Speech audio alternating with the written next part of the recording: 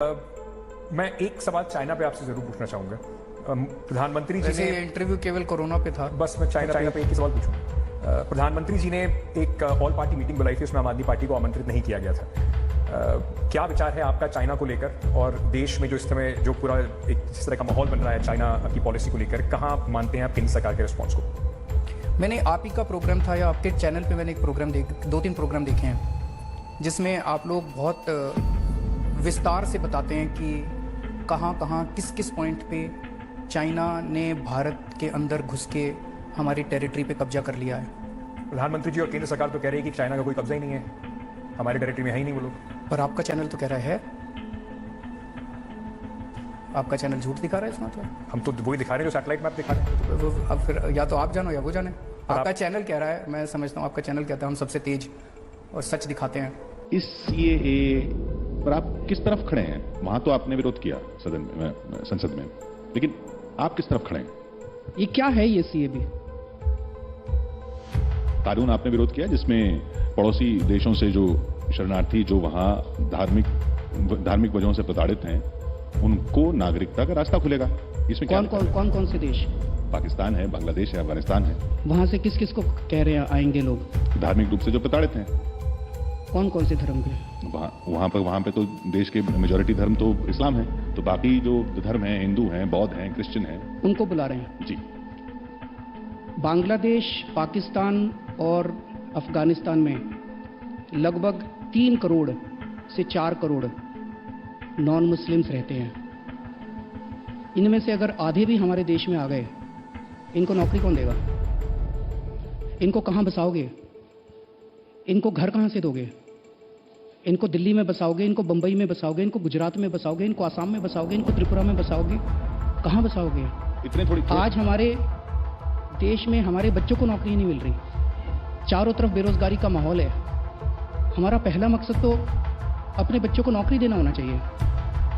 हम उनको नौकरी देने की बात कर रहे हैं, पाकिस्तानियों को और अफगानिस्तानियों को और बांग्लादेशियों को नौकरी देने की चिंता कर रहे हैं। अपने बच्चों को तो नौकरी देने पहले। दूसरा, मैं आपसे प्रश्न पूछना चाहता हूं, वहां से जो लोग आएंगे उनके पास डॉक्यूमेंट्स नहीं होंगे, तो वो डॉक्यूमेंट्स कौन बनाएगा? उनको कैसे होगा?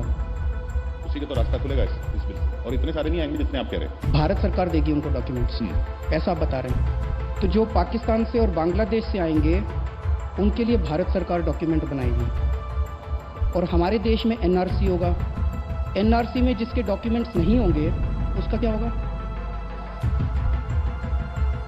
वो एनआरसी से बाहर होंगे, वो देश से बाहर होंगे। तो जो पाकिस्तान से आएंगे उनके डॉक्यूमेंट्स भारत सरकार बनाएगी, जो और अपने देश के लोगों के पास डॉक्यूमेंट्स नहीं होंगे उनको देश से बाहर निकालेंगे। यही है। मैं समझना चाह रहा हूं, मैं भी अभी तक समझा नहीं हूं ये कानून है क्या चीज। Okay, so the problems of millions of Hindus, Sikhs, Parsis, Christians in Pakistan, Bangladesh and Afghanistan are of no consequence to the Delhi Chief Minister. Is that what you're saying, sir? The problems of millions of Hindus, Christians, Parsis और क्या Sikhs, Jains and Muslims living in Delhi is my problem. So let me ask you. There are, sir, आपको पाकिस्तानियों की बड़ी problem पड़ी है, भारत के लोगों की कोई प्रॉब्लम नहीं है। okay.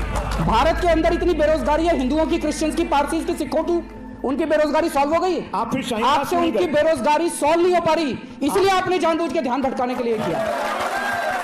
आप फिर शाहीन बाग क्यों नहीं गए, सर? क्या जरूरत है? शाहीन बाग क्या जरूरत है? मैं आपसे ये पूछ रहा हूँ, आप अपने चैनल के जरिए, एक मिनट, जेएनयू के एक मिनट, छात्र जाते हैं, मैं आपसे पूछ रहा हूँ सर, आज तमाम इंटेलेक्चुअल्स जाते हैं, आप गए थे? मैं क्यों जाऊं?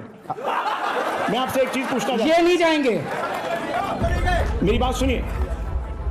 We report, sir, We govern, Shaheen Bagh. We govern, sir. We have been. We govern. We have been. We administer. We have reported. We have reported. We have not distanced ourselves.